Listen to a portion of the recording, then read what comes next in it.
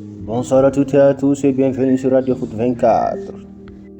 Nous sommes le 21 juin 2026 et aujourd'hui nous avons un énorme programme. Mercato explosif en Premier League.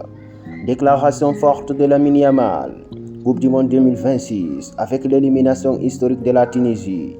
La qualification de l'Allemagne, l'exploit de Curaçao et les dernières nouvelles des plus grands clubs européens.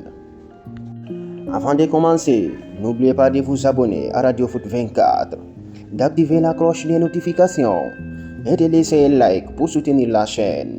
Installez-vous confortablement. C'est parti pour toute l'actualité football du jour. On commence en Angleterre où plusieurs gros dossiers agitent le marché des transferts. Tottenham frappe très fort. Selon plusieurs sources, les Spurs sont entrés dans la course pour recruter Sandro Tonali. Roberto De Zerbi considère l'international italien comme la pièce maîtresse de son futur milieu de terrain. Tottenham a déjà transmis une offre de 75 millions de livres à Newcastle, une proposition refusée, mais qui marque le début des négociations. Le club londonien devra faire face à la concurrence d'Arsenal et de Manchester City. Toujours en Premier League, Liverpool prépare une nouvelle offensive pour Yan Diomandé. Une première offre de 100 millions d'euros a été rejetée par Leipzig, mais les Reds n'abandonnent pas. Le joueur souhaiterait quitter l'Allemagne dès cet été. Du côté de Manchester City, le dossier Rodri reste totalement ouvert. Les Citizens ont proposé une prolongation il y a plusieurs mois, mais pour le moment aucun accord n'a encore été trouvé. Son contrat expire en juin 2027 et le suspense demeure. Enfin, West Ham a officialisé l'arrivée de l'allié vénézuélien Kaiber Lamadrid en provenance du Deportivo La Guira. Après l'Angleterre, direction maintenant l'Espagne, où plusieurs stars ont fait parler d'elle ces dernières heures. Lamine Yamal continue de faire sensation. Le jeune prodige espagnol a multiplié les déclarations marquantes concernant la Coupe du Monde. Il a affirmé « Je préfère gagner le tournoi plutôt que de terminer meilleur buteur ». Un message clair qui montre sa priorité absolue, les trophées collectifs. Le joueur du Barça a également rendu un immense hommage à Lionel Messi. Selon lui, l'Argentin reste le meilleur joueur du monde et continue de le démontrer malgré ses 40 ans. Lamine Yamal a aussi expliqué qu'il se voyait davantage évoluer comme numéro 10 à l'avenir. Il estime que l'axe du terrain offre davantage de liberté créative que le poste d'ailier qu'il occupe actuellement. Autre sujet important, la pression de la célébrité. Le jeune Espagnol reconnaît qu'il lui est désormais difficile de mener une vie normale et qu'il échangerait volontiers une partie de sa notoriété contre davantage de liberté. Du côté du Real Madrid, le club a publié un communiqué officiel pour démentir tout contact avec Michael Olise. Les dirigeants madrilènes ont insisté sur leur excellente relation avec le Bayern Munich.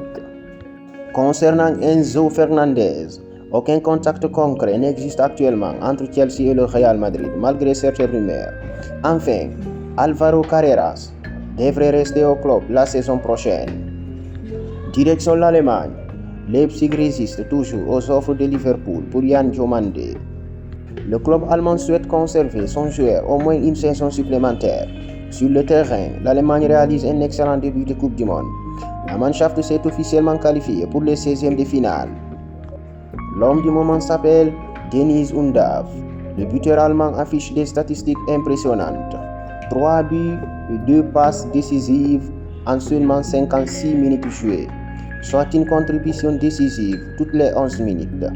Une efficacité absolument exceptionnelle. Malheureusement, mauvaise nouvelle pour la Mannschaft. Nico Schlotterbeck souffrirait d'une blessure ligamentaire et pourrait manquer le reste de la compétition. Du côté de l'Italie, Naples avance sur plusieurs dossiers. Le club napolitain privilégie désormais Anan Kalaili au poste d'arrière droit. Le joueur est considéré comme une priorité devant Dodo. Pendant ce temps, Sandro Tonali reste l'un des hommes les plus convoités du marché européen. En France, Rennes a officialisé l'arrivée du défenseur Gonzalo Oliveira, montant du transfert 3,5 millions d'euros. Michael Olise a également évoqué son parcours. L'international français a expliqué que son style de jeu provient largement du football de rue. Il a aussi déclaré que son poste préféré restait celui de numéro 10. Place désormais à la grande attraction du moment, la Coupe du Monde 2026. Et les dernières heures ont offert leur lot de surprises et d'émotions. L'Allemagne a validé son billet pour les 16e de finale face à la Côte d'Ivoire. Les hommes de Julian Nagelsmann ont souffert, mais ont fini par s'imposer grâce à un doublé du phénomène Cengiz Ünder. Pays-Bas, les Néerlandais ont écrasé la Suède 5-1. Cody Gakpo a été élu homme du match après un doublé. Les Oranges établissent également un record historique. Ils n'ont plus perdu un match de Coupe du Monde depuis la finale de 2010. Une série exceptionnelle. Curaçao, l'une des plus belles histoires du tournoi. Pour sa première participation à une Coupe du Monde, Curaçao a obtenu le premier point de son histoire. Le héros du soir s'appelle Eloy Rom. Le gardien a réalisé 15 arrêts contre l'Équateur. Un record absolu sur un match de Coupe du Monde. Les Équatoriens peuvent nourrir de gros regrets. Malgré une domination écrasante, ils n'ont pas réussi à battre Curaçao. Leur qualification reste désormais en danger. Le Japon continue d'impressionner. Victoire 4-0 contre la Tunisie. Les Japonais deviennent la première sélection asiatique à inscrire 4 buts dans un match de Coupe du Monde. Tunisie, c'est la catastrophe. Les Aigles de Carthage sont officiellement éliminés dès leur deuxième rencontre. Les chiffres sont terribles. Défaite 5-0 contre la Belgique en match de préparation, puis 5-1 contre la Suède et défaite 4-0 contre le Japon. 14 buts encaissés en 3 matchs. Après la rencontre, Ali Abdi a dénoncé l'instabilité qui touche la sélection tunisienne. Hervé Renard a également reconnu la supériorité des adversaires rencontrés. Au Brésil, coup dur pour la Seleção. Rafinha souffre d'une blessure musculaire à la cuisse droite. Le joueur manquera le prochain match contre l'Écosse, mais espère revenir pour les phases finales. Une inquiétude météo plane sur la rencontre entre la France et l'Irak. De violents orages sont attendus à Philadelphie.